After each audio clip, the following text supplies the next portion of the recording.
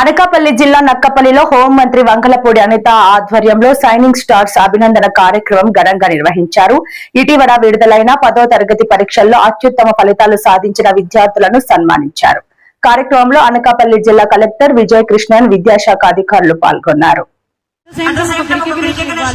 Next generation చదివే వాళ్ళకి కూడా ఒక ఉత్సాహాన్ని ఉద్దేశంతో ఈరోజు చెప్తున్నా. నేను ప్రత్యేకంగా దీని ద్వారా టీచర్స్ కానీ ఇక్కడ పేరెంట్స్ చెప్పదలుచుకుంటే మన బిడ్డలు ఏం చేస్తున్నారు, ఎలా చదువుతున్నారు అన్నదో దాంతో పాటు ఏ ప్రత్యేకమైన పరిస్థితులు ఉన్నారో కూడా తెలుసుకోవాల్సిన బాధ్యత కూడా మంది. రీసెంట్ గా నాకు ఒక్కొక్కసారి ఉంటే భయమేస్తా ఉంటది. మొన్న నేను ఒక ప్రిజన్ విజిట్ కి వెళ్ళాను తిరుపతిలో.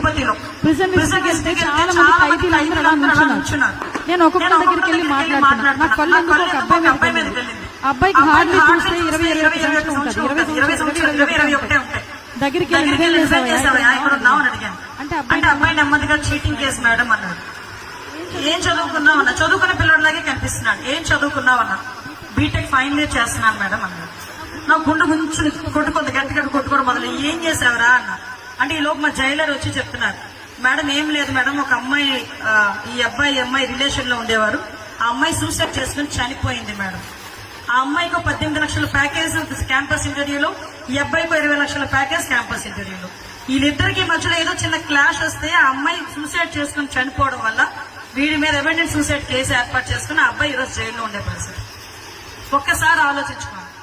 ఇంకోటి కూడా చెప్తా, ఈ రోజుల్లోని 18 సంవత్సరాల లోపు ఆడబిడ్డలను ఎవరైనా కూడా గట్టిగా తట్టినా కూడా పోక్సో యాక్ట్ ఈ రోజుల్లో మొదలు పడుతుంది.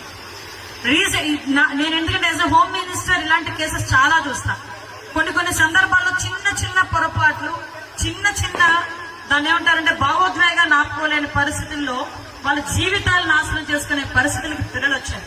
ఈ రోజు గౌరవ నారా లోకేష్ గారు కూడా ప్రత్యేకంగా పిల్లలకి, ముఖ్యంగా చదువుకునే పిల్లల దగ్గర నుంచి కూడా చట్టాల మీద అవగాహన కలగాలి.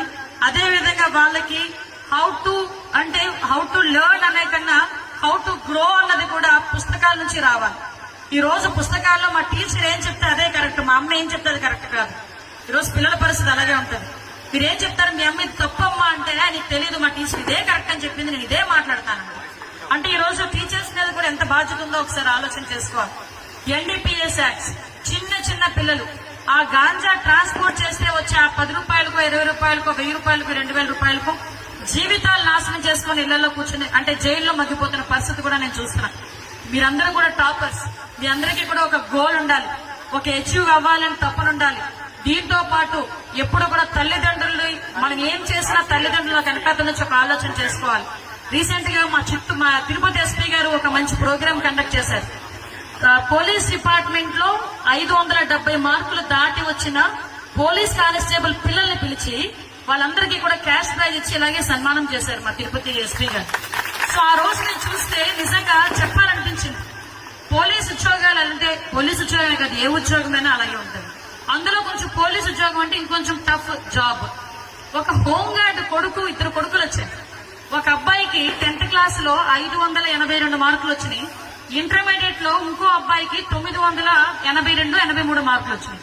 వాళ్ళ నాన్న చేసే ఉద్యోగం హోంగార్డ్ ఉద్యోగం. అలాగే ఒక కానిస్టేబుల్ పిల్లలు కూడా, ఒక అబ్బాయి ICIC లో స్టేట్ 2nd ర్యాంక్ వచ్చింది ఒక కానిస్టేబుల్ కొడుకు. అంటే ఇలాంటివన్నీ ఒక్కసారి చూస్తే ఒక అన్ని కూడా స్ఫూర్తిదాయకమైనవి. ఇక్కడున్న చాలా మంది గవర్నమెంట్ స్కూల్లో చదివిస్తున్న పిల్లలు అంటేనే మనం చాలా మంది ఏంటంటే ఈ రోజుల్లో నిజంగా ఇందాక మేడం అన్నట్టు ప్యాషన్ అయిపోయింది. ఈ రోజు కూలి పని చేసుకుని ఆ రోజుకి ఆ రోజు తీసుకొచ్చే పిల్లోడైనా నా కొడుకు గవర్నమెంట్ స్కూల్లో చదువుతున్నాడంటే నామోషి. అదే నా కొడుకు ప్రైవేట్ స్కూల్లో చదువుతున్నాడు, టై కట్టుకున్నాడు, బూట్ వేసుకున్నాడు, బ్యాగ్ వేసుకున్నాడు, బస్సు మీద వెళ్తున్నాడంటే ఆడేం చదివినా చదవకపోయినా అదొక ప్రెస్టేజ్ కింద భావించే రోజులు. కానీ అది కాదు ప్రెస్టేజ్. ఈ రోజు గవర్నమెంట్ స్కూల్లో నా కొడుకు చదువుతున్నాడు అనేది ప్రెస్టేజ్. నా కొడుకు గవర్నమెంట్ స్కూల్లో చదివి పాస్ అయ్యాడు అన్నదే ప్రెస్టేజ్. నా కొడుకు గవర్నమెంట్ స్కూల్లో చదువుకుని మంచి ఉన్నతమైన స్థానంలో ఉన్నాడంటేనే ప్రెస్టేజ్. ఈ రోజు ఆ పొజిషన్ కి ఈ రోజు గవర్నమెంట్ స్కూల్స్ అన్ని రావాలి. దానికి తగ్గట్టుగానే టీచర్స్ అందరూ కూడా దయచేసి, ఇప్పుడే నేను కలెక్టర్ గారు కూడా మాకు ఇద్దరికి బాధ్యత ఉంది కాబట్టి చెప్తున్నాం. ఆ ఎన్రోల్మెంట్స్ లో అయితే, అడ్మిషన్స్ లో అయితే కొంచెం లాస్ట్ లో ఉండాల్సిన పరిస్థితి వచ్చింది. దీనికి డిప్యూటీఓస్, డిఓస్, ఎంఈఓస్ దీని మీద ప్రత్యేకమైన దృష్టి పెట్టి డ్రైవ్ కూడా పెట్టి వీలైతే మా సహాయ సహకారాలు కూడా తీసుకొని ఎక్కువ మంది గవర్నమెంట్ స్కూల్లో జాయిన్ అయ్యేటట్టుగా మీరందరూ కూడా కృషి చేయాలని మనస్ఫూర్తిగా కోరుకుంటున్నా.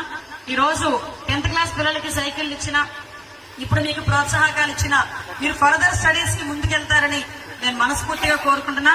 అమ్మ సాఫ్ట్వేర్ ఇంజనీరు, బీటెక్లు, డాక్టర్లు ఇవే కాదు, ఐఏఎస్, ఐపీఎస్, వాటితో పాటు సీఏలు ఉన్నాయి. వాటితో పాటు అప్పుడప్పుడు ఎమ్మెల్యేలు, ఎంపీలు, మినిస్టర్లు కూడా ఉన్నారు. దయచేసి వాటి మీద కూడా కొంచెం టార్గెట్లు పెట్టండి. మాకు కూడా యువరక్తాలు కావాలి. కొన్ని రోజులు వెళ్ళిన తర్వాత దయచేసి, అంటే చాలా మందికి ఏంటంటే ఎమ్మెల్యేలు అనేసరికి పొలిటీషియన్స్ అంటే ఒక నెగిటివ్ ఫీలింగ్. అది మీకు వచ్చిన ప్రాబ్లం కాదు, సినిమాలో చూపిస్తారు. సినిమాల్లో కూడా పొలిటీషియన్ విలనే, పోలీసులు విలనే, కలెక్టర్లే మంచోళ్ళు.